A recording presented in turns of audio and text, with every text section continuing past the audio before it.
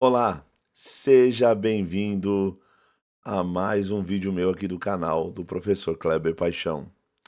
Sou o Professor Kleber Paixão, você já me conhece aí de longa data e estamos novamente, depois de aí de uma semana. Por quê, gente? Uma semana e meia sem gravar nada. Pessoal, fiquei muito doente. Peguei uma gripe forte aí, salvo erro, no sábado passado. E fiquei muito ruim, muito doente. A voz sumiu, tomei muito remédio, ainda a voz não tá tão boa. E eu preciso da voz para sábado, se Deus assim quiser, sábado, congregar com os irmãos, eu preciso da voz para sábado. Mas vamos ver, continua orando por mim. Minha esposa também pegou uma gripe e ela precisa da voz para sábado e está muito doente. Orem por ela, para que a voz dela seja restabelecida. Precisamos disso. É o nosso instrumento de louvor, o nosso instrumento de adoração, tá bom? Pois bem, antes de começar aqui, hoje eu vou começar uma série muito importante. Como muita gente veio me pedindo, me mandando no WhatsApp, me chamando no direct do Instagram, tem gente me mandando no direct do TikTok e tudo mais. E o que eu preciso falar para vocês? Todos sabem, né? Eu, graças a Deus, frequento a Congregação Cristã no Brasil e a nossa instituição achou por bem, vai fazer reuniões periódicas aí com a juventude para divulgar conhecimento bíblico, teológico e para que esses jovens sejam estruturados quando chegarem na universidade. Pois bem, e eu me propus no meu coração, né? Eu creio que foi o Espírito Santo que propôs isso no meu coração, creio assim, de ajudar também nisso, nessa força. Eu não tenho ministério, mas eu quero ajudar, né? Esses dias uma pessoa falou para mim, mas você querer ajudar não é arrogância? Eu falei, pensei, não, ajudar é um ato de caridade, é um ato do amor, ato de misericórdia, é sair de si para amar o outro.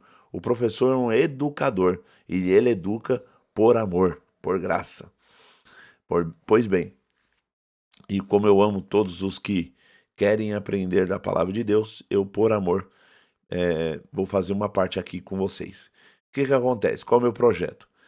Vou fazer uma playlist de assuntos que eu sei que o jovem vai se deparar em questões, em perguntas, ou no corredor da universidade, ou na hora do lanche, ou na hora da aula. Eu tenho certeza que algum professor vai perguntar. E aí alguém poderia falar assim, mas Kleber, o aluno de universidade, o que acontece? Ele vai fazer medicina, não tem nada a ver com Bíblia. Exatamente, eu sei disso. Mas em alguma medida, algum professor, dependendo da matéria, entra no assunto e vai uma hora entrar no assunto da religião e vai questionar os evangélicos e vai levantar a mão e vai falar: quem é evangélico, levanta a mão, quem é católico, levanta a mão. E você não pode negar Jesus. Já aconteceu isso comigo quando eu fazia filosofia. Levanta a mão, você tem que levantar. E ele vai questionar a sua fé. Você tem que ter uma certa propriedade de falar: ah, então quer dizer que eu preciso fazer teologia? Não. Se você não quer fazer teologia, você não faça. Mas pelo menos um aparato você tem, tanto teológico, filosófico, para você conversar. Eu lembro que uma pós-graduação que eu fiz, presencial, estava fazendo filosofia contemporânea. E uma pessoa, com todo o respeito que eu tenho a ela, feminista, levantou a mão e falou: ah, porque o cristianismo é isso, porque o cristianismo é aquilo, tal, tal. E o professor falou: Kleber, o Kleber é evangélico, só que ele é teólogo. Vai, Kleber, se defende, brincou. Eu levantei a mão, posso me defender? Posso.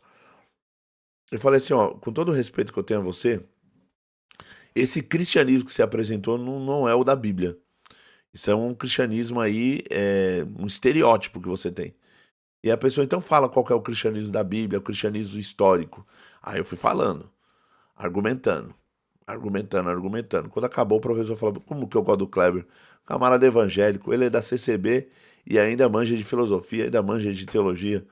Esse professor gostava bastante de mim. E olha que ele tem doutorado em filosofia, ele se especializou em Sartre. Manja muito de Sartre.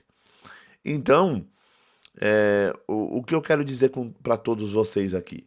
Eu vou dar um aparato geral de teologia, de assuntos teológicos que vão ser tocados em algum momento e assuntos filosóficos que vão ser tocados em algum momento. Eu falei numa live que eu participei essa semana sobre Nietzsche. Aí uma pessoa no comentário falou, porque Nietzsche falou isso, e eu percebi que ele também não sabia muito do que era Nietzsche. E eu vou dar uma aula aqui para vocês só sobre Nietzsche, quem é Nietzsche, quem foi Freud, quem foi Feuerbach, sabe, os críticos da religião contemporânea.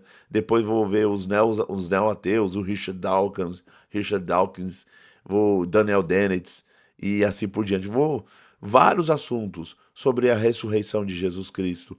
Vamos falar sobre o cristianismo do primeiro século. Vamos falar sobre a confiabilidade dos textos bíblicos. Vários assuntos da apologética da fé cristã vou tocar aqui. Para que quando você estiver trocando ideia com um ateu, trocando ideia com um professor, com outro aluno, você não fica perdido. Você só não fala, você não é um fideísta. O que é o fideísta, Kleber? Fideísta é aquele que crê por crer. Você crê, creio. Por quê? Porque creio. Não, você tem propriedade por dizer o porquê que você crê. E o argumento não pode ser só no texto bíblico, porque aí a pessoa fala, mas eu não acredito na Bíblia. Que quem me garante se a Bíblia é confiável? É essa a pergunta. Você fala assim, não, porque está escrito na Bíblia. Isso funciona com a gente, evangélico. Eu falo, o que eu estou falando aqui tem base porque está na Bíblia. Beleza, mas você vai falar a mesma coisa pro incrédulo? O incrédulo, ele vai falar assim, mas eu não confio na Bíblia. Quem me garante que é confiável? Quem me garante que não alteraram a Bíblia? E aí você tem que ter uma certa base para falar, responder tudo isso. E eu vou explanar aqui para vocês. De forma geral, não muito aprofundada, mas vou criar uma playlist só sobre esse assunto. Então você, pai, você, mãe, que é evangélico, é da congregação, é da Assembleia de Deus, da Deus e Amor, da Brasil para Cristo e tudo mais, da Presbiteriana, da Batista, mostre esse vídeo para ele. Fala, assista esse vídeo do irmão Kleber. É passivo. Fala, assista. Aprenda um pouco para não ficar, como diz a gíria, panguando na universidade. Chega lá na universidade e fica panguando, porque não sabe o que está acontecendo. E aí você fala, mas Kleber, vou fazer medicina. Vão tocar no assunto. Kleber, vou fazer direito. Vão tocar no assunto. Mas Kleber, eu vou fazer engenharia da computação. Em algum momento a aula vai tocar no assunto. Quando falar da inteligência artificial. Quando vai falar da autonomia da inteligência artificial, você tem que ter uma resposta, né?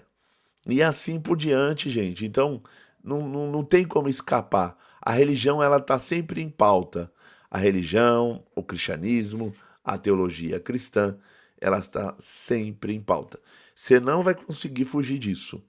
Então, a dica que eu dou para vocês: assista o vídeo, compartilha, curte, comenta, deixa seu comentário positivo, se inscreva no canal. E se quiser ser membro, você já sabe, seja membro, me chama no WhatsApp, eu libero o curso para você na hora, no mesmo dia. Hoje, liberei o curso para mais um. Cleber, fiquei sendo seu membro, paguei o valor mais alto, já liberei todos os meus cursos para ele lá na hora. Tá bom? Então é isso. Seja membro do canal, se inscreva no canal, curte, compartilha, marca o sininho para ter notificações desses vídeos e de outros. Vou continuar ainda com o dicionário teológico, é importante para vocês também. Vou continuar com vários assuntos aqui no meu canal, sempre para edificar a fé, o coração e edificar a mente também. O cristão, ele tem que estar tanto o coração como a mente edificada em Cristo Jesus. Tinha um ditado lá secular que dizia mente sã, mente sana, corpore sano, alguma coisa assim. Mente sã, corpo são. Se a mente está sã, o corpo também está são. No cristão, não. O cristão ele tem que ter uma mente edificada em Cristo e um coração edificado em Cristo. Tá bom? Então, os recados já foram dados. E hoje nós vamos entrar no assunto que muita gente questiona. E hoje eu vou falar da confiabilidade dos textos, amanhã vamos falar de arqueologia bíblica e assim por diante. Vários temas da apologética cristã, da defesa da fé, eu vou mensurar, vou criar uma playlist e eu quero que você assista. Tanto você jovem, o moço e moça, menino e menina, como também você que já é casado, serve para você também. E para você que é administrativo, se você é pastor, se você é presbítero, se você é ancião, se você é cooperador, se você é cooperador de jovens, assista o vídeo também. Porque se você não vai dar aula lá na reunião para os jovens, você não vai falar, você aproveita, usa o meu vídeo como ferramenta. Usa o meu vídeo como ferramenta teológica. Usa o meu vídeo como uma ferramenta exegética, uma ferramenta hermenêutica, para que você possa concatenar as ideias e possa mensurar para os seus irmãos, para a juventude, para a mocidade, a força, a glória e a graça da fé cristã. O cristianismo tem base teológica, mas tem base racional filosófica. Ele não fica só nas questões periféricas da fé. Ele se aprofunda, ele tem fundamento. Tá bom assim? Pois bem, hoje nós vamos tratar sobre o quê? Nós vamos tratar, acho que você vai visualizar aí, vamos tratar sobre fundamentos da fé cristã. Nós vamos tratar sobre a confiabilidade histórica da Bíblia. Confiabilidade histórica da Bíblia. Existe uma confiabilidade. A Bíblia não é só um livro qualquer. Ela é confiável, ela é mais confiável que os escritos de Aristóteles. Ela é muito mais confiável do que os escritos de Homero. A Bíblia ela tem fundamentação histórica, gente. Ela não só é um livro religioso. Ela não só é um mero livro religioso. Ela tem confiabilidade histórica. O jovem, quando está na universidade, a primeira coisa que as pessoas perguntam: por que você confia na Bíblia? Ela pode ter sido alterada. Quantas pessoas alteraram? E eu vou mostrar aqui para vocês que não é tão simples assim. O vídeo é uma gravação, mas quem sabe faz ao vivo e gravado também. Deixa eu beber uma aguinha aqui, porque eu tô sem voz, mas Deus vai dar a graça de a gente fazer um vídeo aqui para vocês. Pois bem, olha que interessante. Vamos pensar junto aqui. Vamos lá. A confiabilidade histórica da Bíblia é um dos pilares da apologética cristã. É uma área amplamente estudada por acadêmicos de várias disciplinas, como história, arqueologia, linguística e teologia. Abaixo está uma abordagem detalhada com base em evidências e citações de eruditos. Então a gente vai ter base de eruditos, de acadêmicos, de pessoas sérias que pensaram sobre a confiabilidade do texto. E a confiabilidade do texto bíblico, ela perpassa por história, arqueologia, linguística e assim por diante. Então, é um assunto pertinente e você, jovem, precisa, moço e moça, precisa estar atento a isso. Irmão e irmã também, porque no seu emprego, no seu trabalho, na rua, no ônibus, você pode ser questionado. Tem um vídeo no TikTok de um moço ateu que ele fica perguntando para várias pessoas na rua, no ônibus, por que ele acredita na Bíblia, por que ele acredita em Deus. Eu só se você tem estrutura, você já pode responder isso com um pouco mais de propriedade. Ah, Kleber, mas eu só falo que creio e tá ótimo. Glória a Deus por isso. Mas se você demonstrar um pouco mais de propriedade, edifica não só a sua fé, mas de quem está ouvindo também. Tá bom? Evidências manuscritas. Olha que interessante aqui. A Bíblia é um livro antigo, com o maior número de manuscritos existentes, o que ajuda a garantir sua preservação e precisão textual. A Bíblia é um livro antigo, mas só que ela tem um grande número de manuscritos existentes. E isso garante a precisão do texto, a qualidade do texto, a confiabilidade do texto. No Novo Testamento, existem mais de 5.800 manuscritos gregos, 10.000 manuscritos em latim e milhares de outras traduções antigas. Isso supera amplamente outras obras clássicas, como a de Homero, com cerca de 1.800 manuscritos. Olha que interessante, supera os escritos de Homero. Isso é importantíssimo. Isso demonstra confiabilidade de preservação do texto, de passagem do texto de uma geração a outra. O Bruce Metzinger, que é um renomado crítico textual, que é uma área da teologia que pesquisa os manuscritos, os originais, faz tradução, compara a tradução, vê a confiabilidade de passagens bíblicas. O Metzinger é um grande erudito nessa área. Inclusive, uma das obras dele está sendo traduzida pela Ragnos e vai ser lançada pela Ragnos agora. Acho que já está em promoção na Amazon. O Bruce Metzinger é um renomado especialista em crítica textual.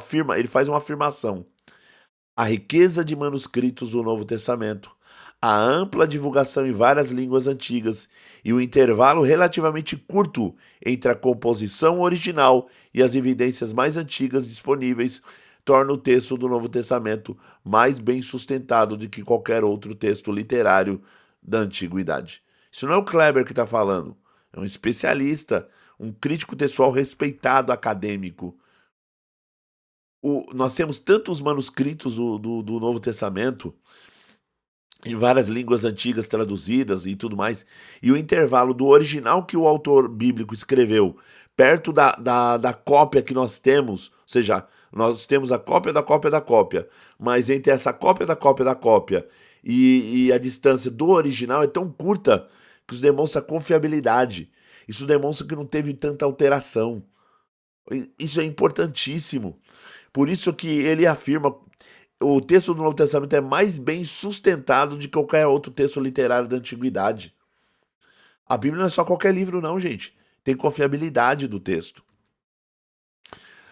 O Antigo Testamento, a descoberta do manuscrito do Mar Morto em 1947, forneceu cópias de livros do Antigo Testamento com uma precisão impressionante em relação aos textos maçoréticos, que foram copiados séculos depois. O professor Gleason Asher, ou Acker, o Asher é um grande erudito do Antigo Testamento, tem obras dele da editora Vida Nova, traduzida dele, diz assim: os manuscritos do Mar Morto confirmam a confiabilidade com que o texto do Antigo Testamento foi transmitido ao longo dos séculos. Ou seja, até o Antigo Testamento ele é confiável. Por quê? Porque na descoberta dos manuscritos do Mar Morto, as cópias que foi fornecida ali, que tinha ali naquela descoberta, a precisão é impressionante. Porque em relação aos textos maçoréticos que foram copiados séculos depois. Então, é tão antigo do Mar Morto, mas os textos maçoréticos existe uma ligação muito grande. Então, o texto é altamente confiável. A Bíblia é confiável, Kleber? Sim, o Novo Testamento é. O Antigo Testamento também. Olha que interessante. Não é o Kleber que está falando. O Kleber é um mané. Quem é o Kleber na fila do pão? Mas o Gleison acha, sim, aí você tem que respeitar. O Menziger, você tem que respeitar. Ah, não respeito o Kleber. Ok, mas esses eruditos, esses pesquisadores, com doutorado, pós-doutorado, eles estão mostrando historicamente a confiabilidade dos textos. A gente não está falando aqui de teologia. A gente está falando de evidências escriturísticas, evidências textuais. Ainda não estamos entrando na teologia do texto. Olha que interessante. A gente não está falando de teologia aqui. A gente está falando de evidências, fatos históricos. Isso que é importante a gente pensar. Tá bom? Pois bem, evidências manuscritas.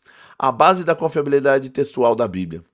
A análise dos manuscritos bíblicos é fundamental para avaliar a autenticidade e confiabilidade dos textos que lemos hoje.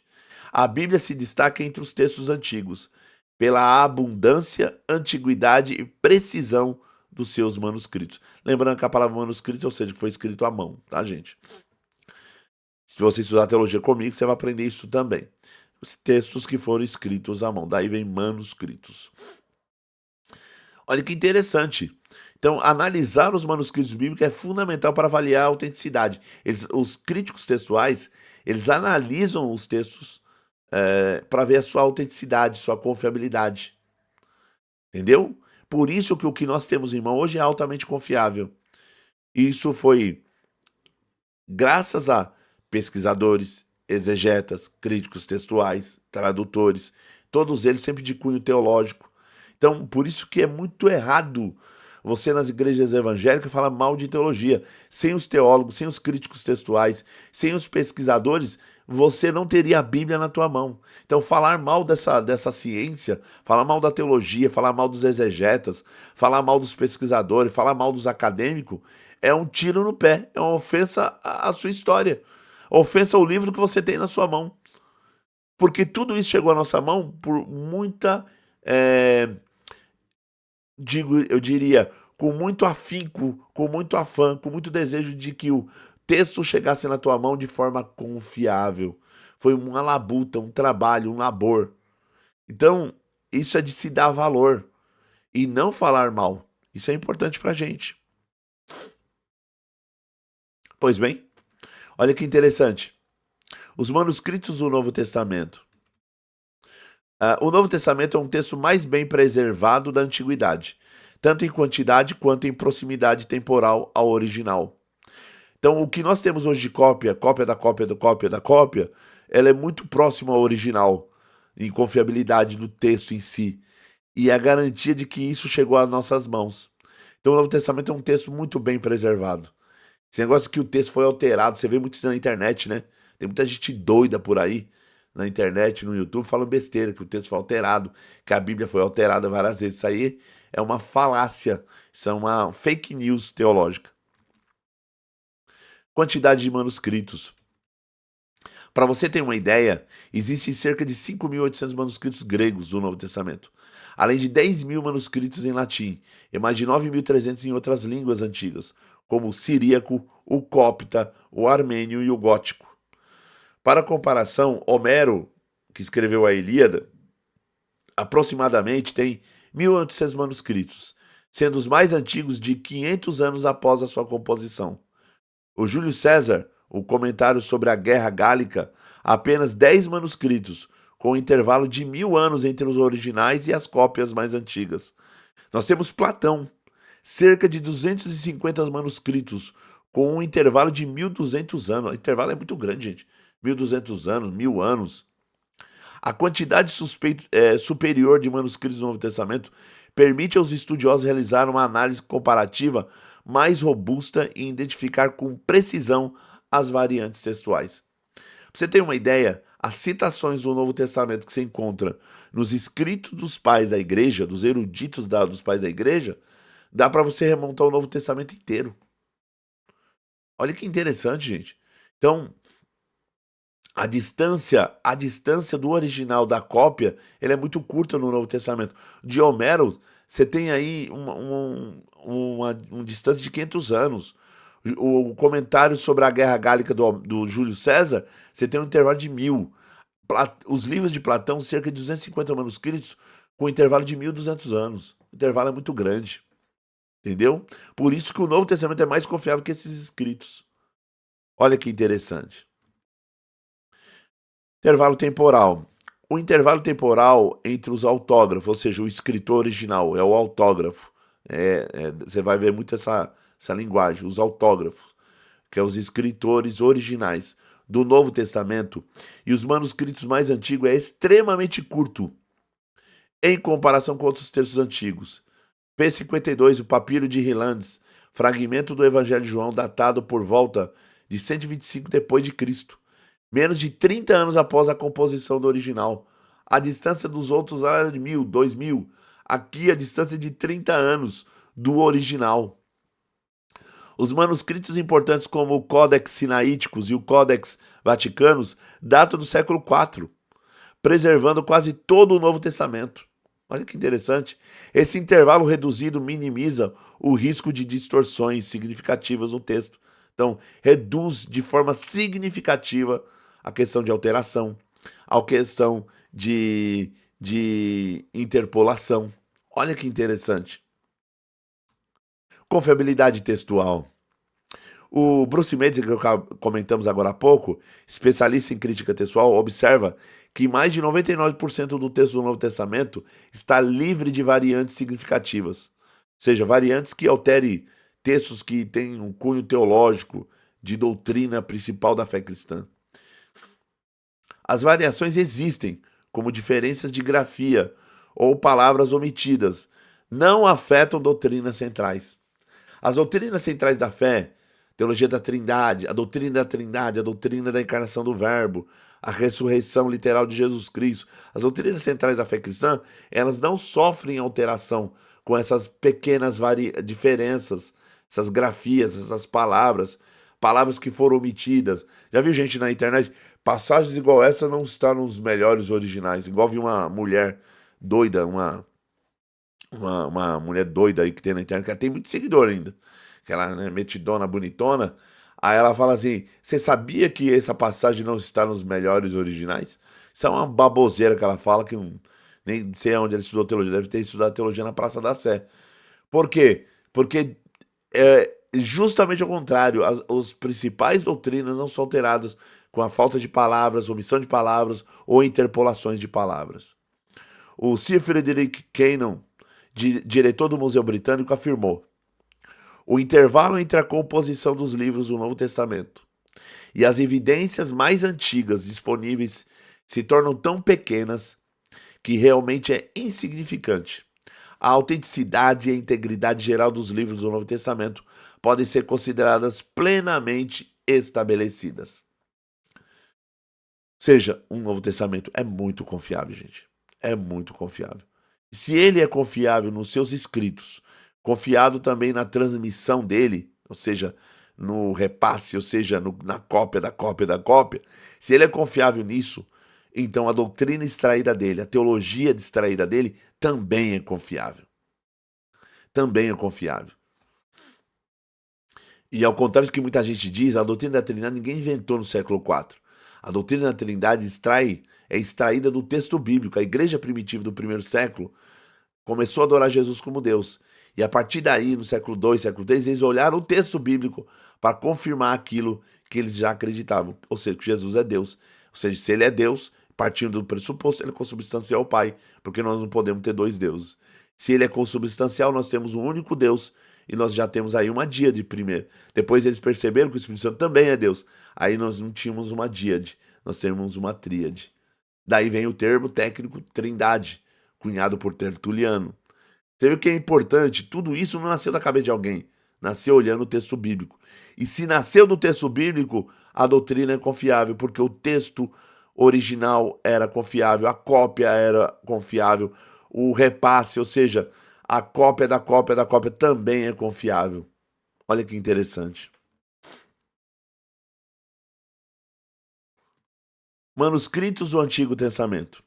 O Antigo Testamento foi transmitido com extrema precisão, graças aos rigorosos métodos dos escribas judeus. Esse negócio que todo mundo altera, faz o que quiser do texto, é uma baboseira que tem na internet. Os judeus, os escribas, eles tinham, era cultural, a ideia de copiar de forma rigorosa o do original. Quando você vai fazer a cópia de um original, ele tinha que ser preciso. Então, eles têm essa mentalidade, essa cultura. O Antigo Testamento as cópias que nós temos do Antigo Testamento, ele é altamente confiável por causa da cultura dos escribas daquela época. Os manuscritos do Mar Morto, já falamos aqui. O descoberto em 1947 nas cavernas de Qumran, que é os escritos de Qumran, você vai ver nos livros de eruditos, né? A caverna de Qumran, os escritos de Qumran. Os manuscritos do Mar Morto incluem cópias de quase todos os livros do Antigo Testamento, datados entre 250 a.C. a 70 depois de Cristo. Comparações com o texto massorético, que é o texto hebraico padrão, copiado do século depois, revelaram uma notável consistência. Por exemplo, o livro de Isaías, encontrado em Qumran, é quase idêntico aos textos massoréticos, com apenas pequenas variações que não afetam o significado. O mesmo texto de Isaías encontrado na caverna do Mar Morto,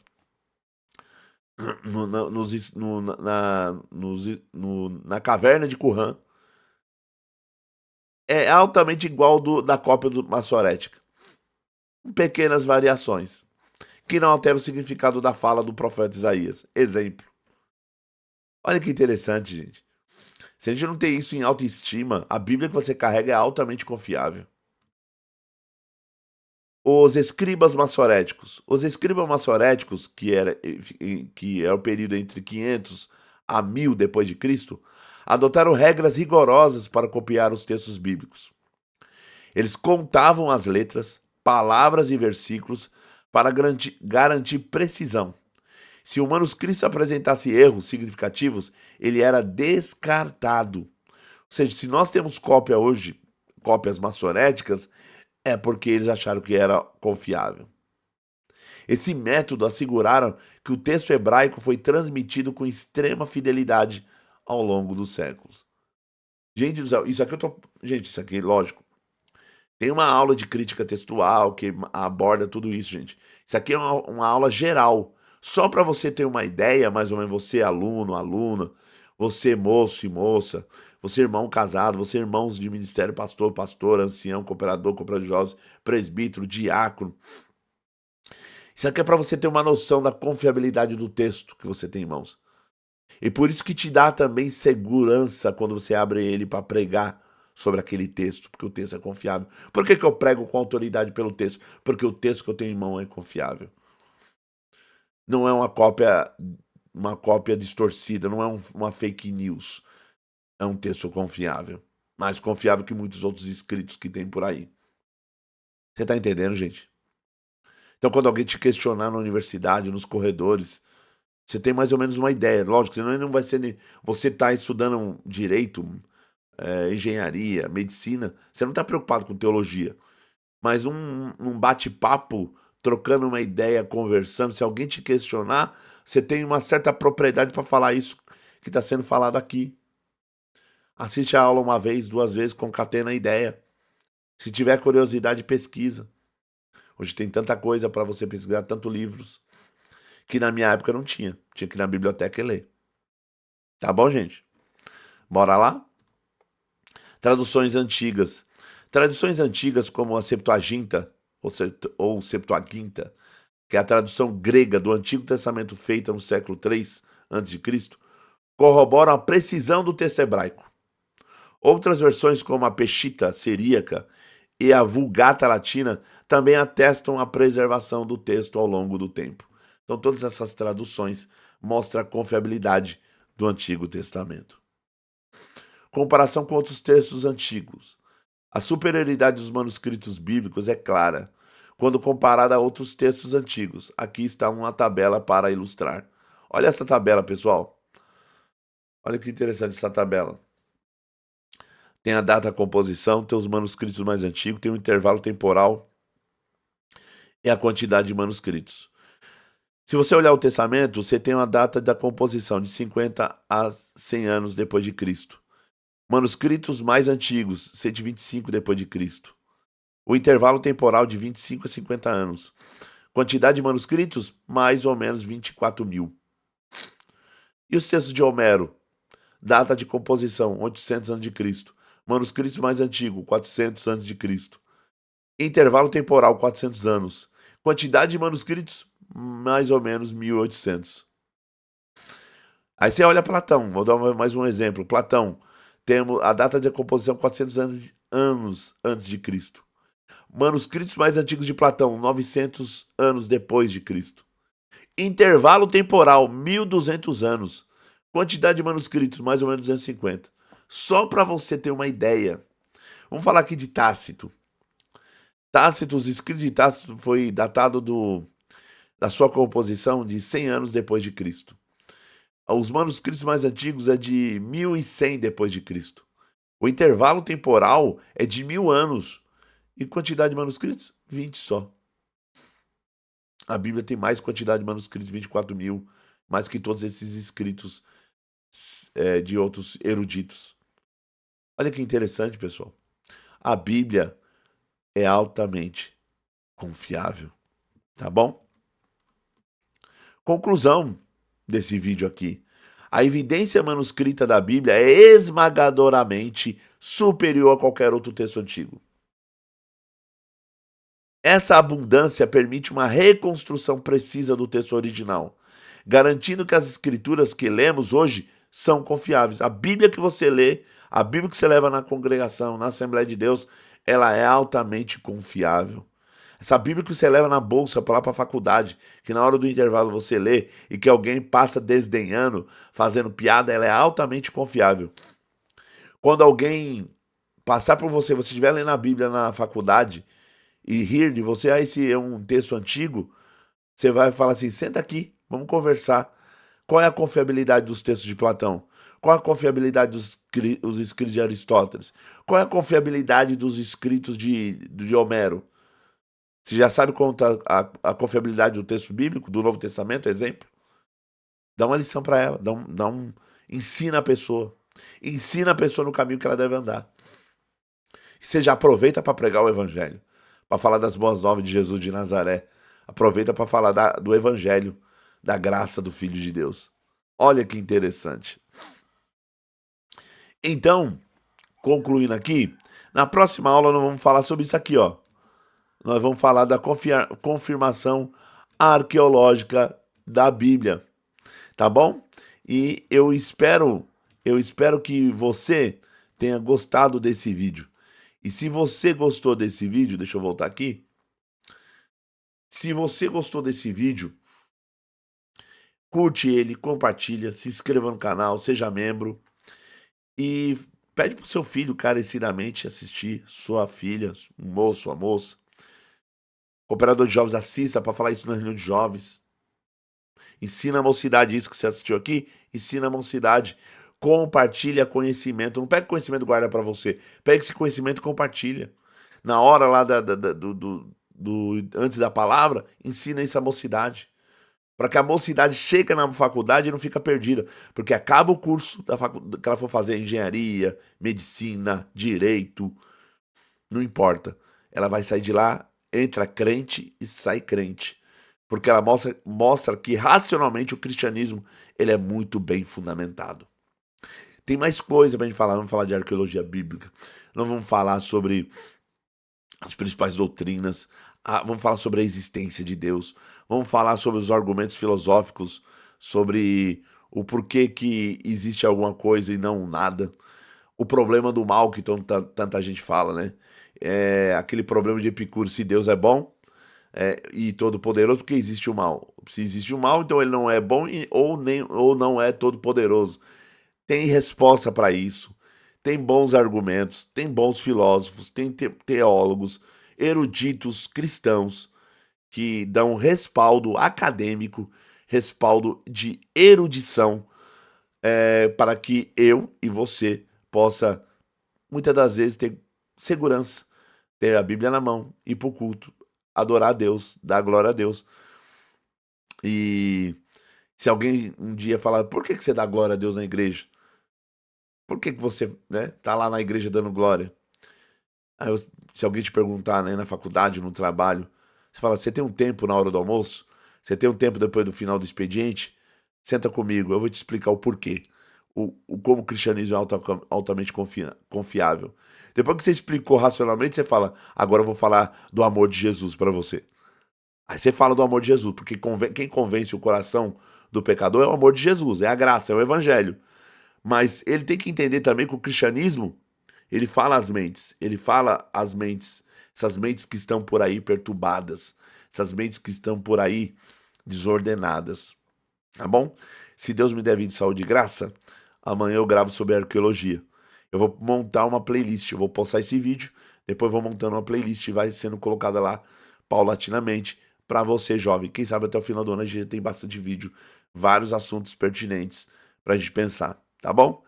Gente, Deus abençoe vocês. E eu espero realmente vocês na próxima. Deus abençoe a vida de cada um. Todos fiquem com Deus. Amém.